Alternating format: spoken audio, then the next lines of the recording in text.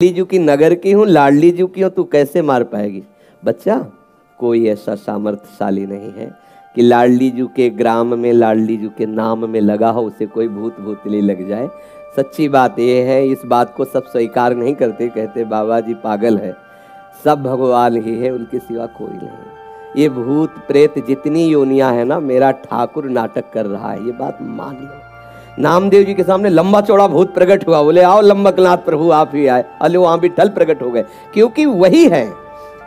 पंखे में, बल्ब में, हीटर में, फ्रिज में, यंत्र के आकार के कारण उस बिजली का प्रभाव बदल गया। एक बहुत गर्म कर रहा है हीटर, और उसी बिजली से एक बहुत ठंडा कर रहा है, इतना ठंडा कर रहा है कि पानी बर्फ हो गया। एक है जीवन दान दे रहा है, छू जाओ तो जीवन ले ले, वही बिजली, बिजली में कोई अंतर नहीं। ऐसे ही श्री कृष्ण रूपी बिजली सब अनंत ब्रह्मांडों में व्याप्त है। हम उधर देखें, जब कोई भयावह स्थिति आवे उस समय आप चिंतन करो मेरे प्रभु पधारे हैं, बिल्कुल। और ये तुम विश्वास कर लो कि राधा किशोरी के नगर में जन्मी, उनकी सखी हो और राधा राधा जिभ्या से कहो, कोई छू नहीं सकता। बच्चा, बिल्कुल कोई नहीं छू सकता। आज से तुम डरना मत, पक्का। और जब तुम्हारे सामने कोई आए तो जोर से चिल्ला के कहना लाडली किशोरी राधा, फिर हमें बताना।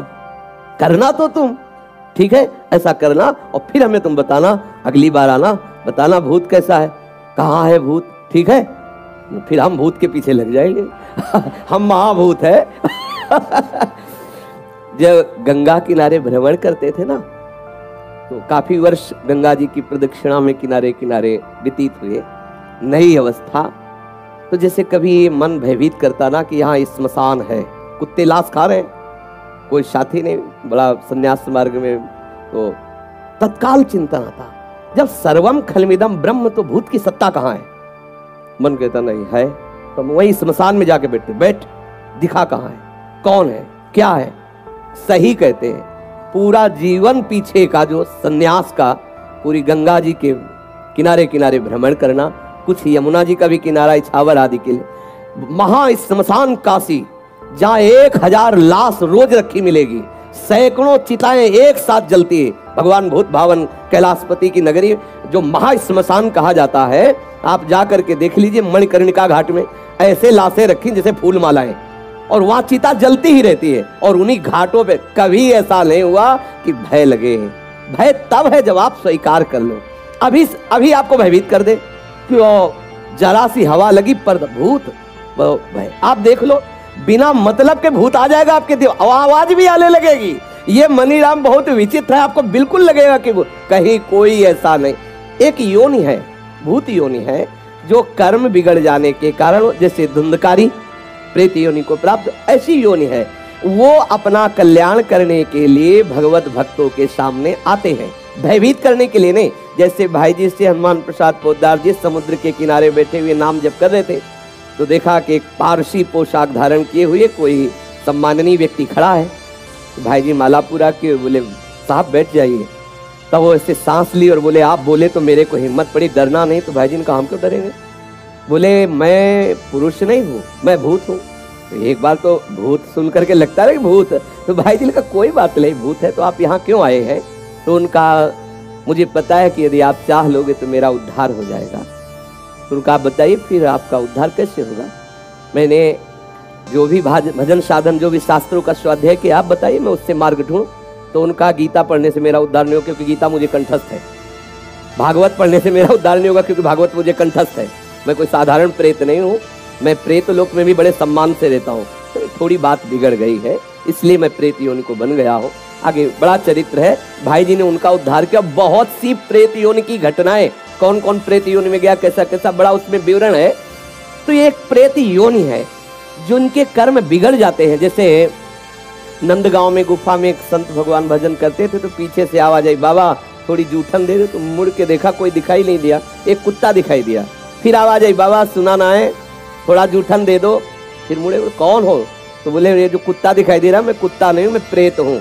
और तुम प्रेत हो, कैसे आए?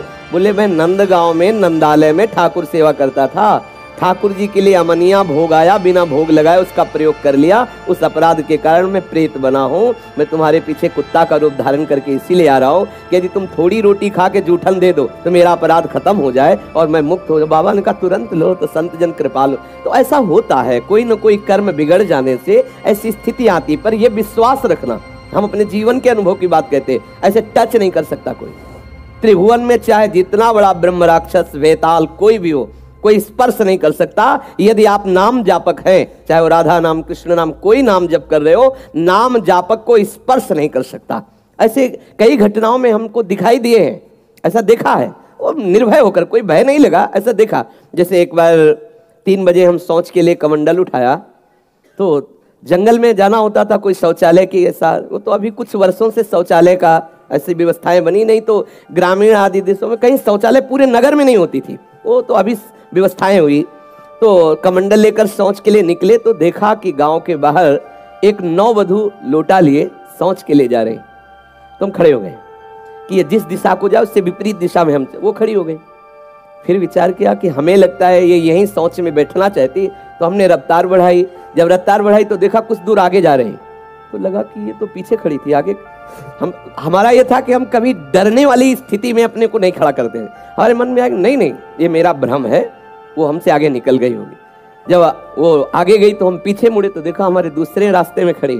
अब हमें पक्का विश्वास हो गया कि ये कोई स्त्री नहीं है, कोई पतित आत्मा है जो इस रूप में है। तो जोर से भगवान नाम उच्चारण खत्म किया, ना कोई भय और ना वो हमें दोबारा दिखाई दी। एक बार ऐसा हुआ कि सैमसी में जहाँ गुरु आश्रम है तो एक खंडेर था, और हमें खंडेर बहुत प्रिय है शुरू से। ऐसा मतलब बिगड़ेल स्थान, पुराना वृक्ष या ऐसे कोई कुटिया, ऐसे पहले संन्यास मार्ग में ऐसे रहना अच्छा लगता था कि जहाँ जिसका कुछ काल। तो रात्रि में उस खंडहर में जाकर के लेटे, वहाँ के लोगों ने रोका, आश्रम वाले लोगों, वहाँ मत जाइए। हम सोचा आश्रम के कई लोग यहाँ लेटते हैं तो बातचीत करेंगे, इसलिए एकांत। यही गए तो अंदर मंत्र चल रहा था और एक छोटी सी टार्च सिराने, एक छोटी सी घड़ी दुप दुप वाली, क्योंकि उसे पता चले ना तो मतलब टाइम का, तो ऐसे रख के वैसे से थोड़ा ही लेटे तो उस समय जटाएं बड़ी बड़ी थी इतनी इतनी, वैसे उनको तकिया की तरह जटा रखे, तो ऐसा लगा जैसे कोई हमें बहुत जोर से दबाने की चेष्टा कर रहा है। तो ऐसे देखा तो मुझे स्पर्श जैसा भी हुआ कि जैसे कोई कड़ा हाथों में एकदम। ऐसा कैसे हो सकता है? जब हम मंत्र जप रहे हैं तो कोई ऐसा कैसे हो सकता है कि कोई अशुभ आत्मा के छुए? तो टार्च लिया, बाहर निकले, कोई नहीं। मुझे लगा कि मेरी मानसिक बिगड़ेल बुद्धि हमको भयभीत करना चाहती है। नहीं नहीं मैं नहीं मान। एक मन ने कहा यहाँ से हटके, वहां से हमको जिद्दी स्वभाव था, नहीं देखूं कैसा क्या, फिर वही जाके सोए। थोड़ी ही देर में फिर स्पष्ट अनुभव हुआ कि ऐसे, तब हम बैठ गए तत्काल मंत्र जपते हुए। फिर हम कहा आप यहाँ ठीक नहीं है, क्योंकि बार बार विक्षेप डालेगा। मंदिर में गए, उन लोगों से कहा बोले आप जानते कि वहाँ है, आप क्यों गए ऐसा?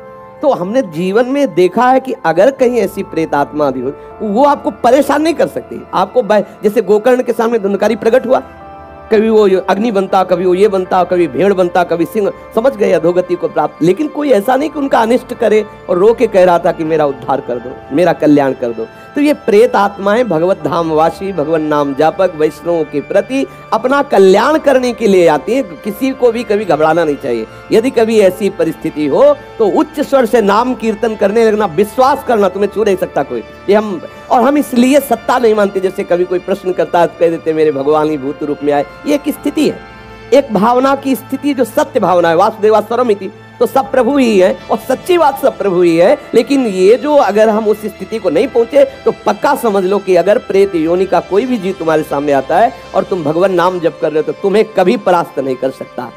और एक मतलब चूंकि श्री किशोरी किशोर जी की चरण शरण में है, इसलिए उस मंत्र का प्रयोग नहीं करते। ये मंत्र ऐसा है कि इस मंत्र के उच्चारण मात्र से कहीं भी भयानक प्रेत हो, कहीं भी कुछ हो, सब नष्ट हो जाएगा। नारायणानंत हरे नृसिंह प्रहलाद बाधा हरे कृपालु। इतना लिख लो, लिख लेना। नारायणानंत हरे नृसिंह प्रहलाद बाधा हरे कृपालु। इतने का हमने प्रभाव देखा, कहीं भी कोई भी विघ्न स्पर्श नहीं कर। नारायणानंत हरे नृसिंह प्रहलाद बाधा हरे कृपालु, इतना है। पर श्री किशोरी किशोर जी के शरणागत की गर्दन उतर जाए तो भी ना बोले इसे। ये हम इसलिए बोल रहे हैं कि मतलब जो नहीं जुड़े हैं, अगर उनको ऐसा लगता है तो ये लाखों बार प्रयोग किया हुआ मंत्र है, आप देख लेना। और एक महामहिमा में, अब इसलिए कि सब भाव के जन होते हैं, कहीं भी कितनी भी भयानक परिस्थिति हो, तुम्हें लग रहा हो कि यहां हमारे प्राण संकट में है, अगर ये मंत्र शास्त्रीय पद्धति से संयमशील पुरुष हो और उच्चारण कर ले तो तुम्हारा विघ्न करने वाला वहां से भागेगा और नष्ट हो जाएगा अगर तुम्हारे समीप आएगा। ओम अघोरेभ्यो तो घोरेभ्यो घोर घोर तरेभ्या सर्वेभ्या सर्व सर्वेभ्यो नमस्ते अस्त रुद्र रूपेभ्या। ये प्रयोग किया हुआ कोई त्रिभुवन में ऐसे नहीं कर सकता। अगर इसका प्रयोग हो जाए, ऐसे कर दे वो, तो वही नष्ट मिलेगा। पर इन मंत्रों को जागृत किया जाता है, इन मंत्रों को सिद्ध किया है, वो संन्यास मार्ग की पद्धति हो। यहाँ तो बोलो जय श्री राधे, बस इतने हो गया, कोई छूने वाला, कोई मंत्र याद करने की जरूरत है। हमारी राधा किशोरी के चरणों के गुलाम बनवारी है ना, और बनवारी के गुलाम अनंत ब्रह्मांडों के सब लोकपाल हैं, सब शक्तियां हैं, इसलिए अपने को कोई डरने की बात नहीं। अपने तो श्री राधा राधा राधा बोले, बस इतने। जहां कहीं भय लगे तो उस समय ना भयभीत होना, ना मौन रहना, चिल्ला के बोलना राधा राधा राधा राधा, ठाकुर वहीं खड़ा मिलेगा।